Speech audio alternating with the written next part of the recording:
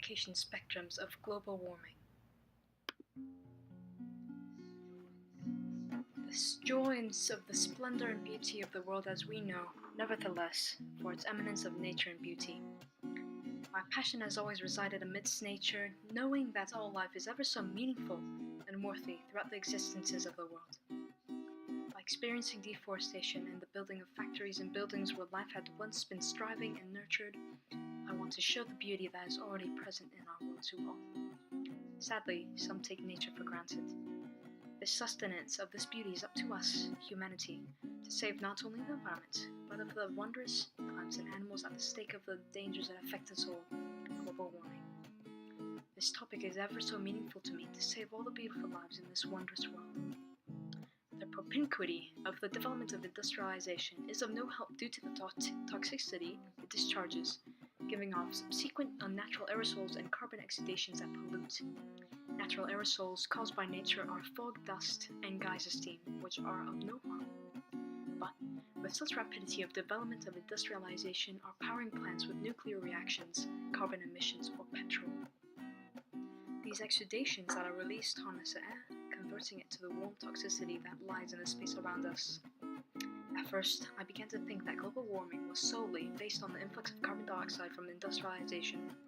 Quite relentlessly, I later found that the components of the pollutants are not only from carbon dioxide, but of hydrocarbons, nitrogen oxides, carbon monoxides, sulfur dioxides, and greenhouse gases such as methane as well.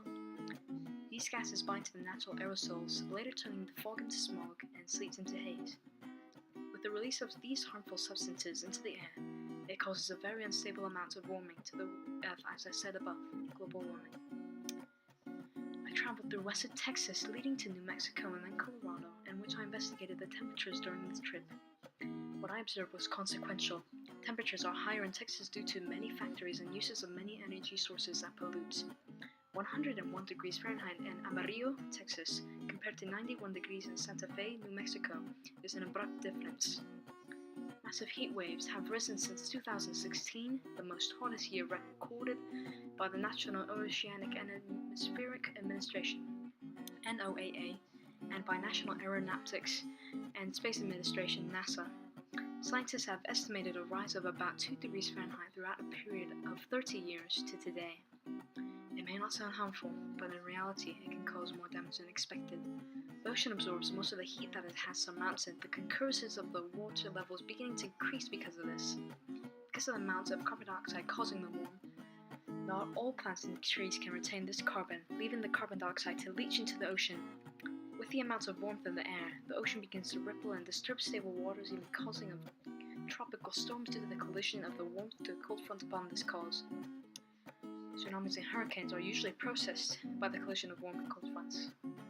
These rises in water have affected many coastal cities such as flooding in Bay Ocean, Oregon, and Flagstaff, Maine. Land masses absorb more heat than water does, destabilizing the temperature by raising a couple more degrees higher than usual. Crops have begun to wilt and decay, leading to a break in economy as far as a problem of food scarcity. As for needs of water, droughts are another one of the consequences for such unprecedented results. The water is on the verge of contamination in some areas and scarce in others.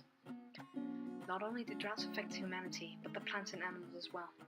Think of the animals in the wilderness, struggling to find water to sustain their lives in a cause that was not caused by them, but by the alternation of the environment by industrialization. Whereas the measures of heat arise, mosquitoes' presence begin to populate even more as they strive in hot areas. Cold winters are no longer a problem for survival, concluding for mosquitoes and pets that eat and disturb crops to increase in number. Allergens are another concurrent problem, impacting our breathing ever so drastically due to the unsanitary air that surrounds all. Due to the release of such injurious aerosols to the atmosphere, it results in havoc that affects each and every individual around you. But global warming can be prevented with the help from you and all.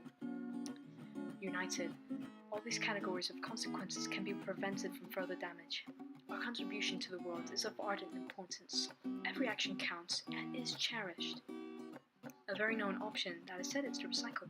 Yes, indeed, that is a good option to do to make a difference. But an option is needed to help implement cleaner airs without the release of poisonous fuels that escape from vehicles, machines, and etc. Saving energy such as closing the refrigerator when not using it, and turning off lights and power grids when not in use is an important aspect for prevention of global warming. Most fossil fuels, natural gases, and gasolines are used to create electricity, and, as expected, it's very wise to turn off any devices when not in use. Every action done to preserve this world and to prevent global warming is gratitude portrayed for the wonderful world we all live in. A carbon reduced emission company in the UK called the Carbon Trust revealed that a 2 degrees Celsius, also known as 3.6 degrees Fahrenheit, increase in office temperature creates enough carbon dioxide in a year to fit a hot air balloon. I thought of that to be very drastic indeed. From such statistics, planting trees is just another solution to global warming, especially around companies and buildings that emit CO2. In just 1 year, an acre of forest can absorb twice the amount of carbon dioxide produced by the average car's annual mileage, according to the American Forest, founded by Robert Douglas.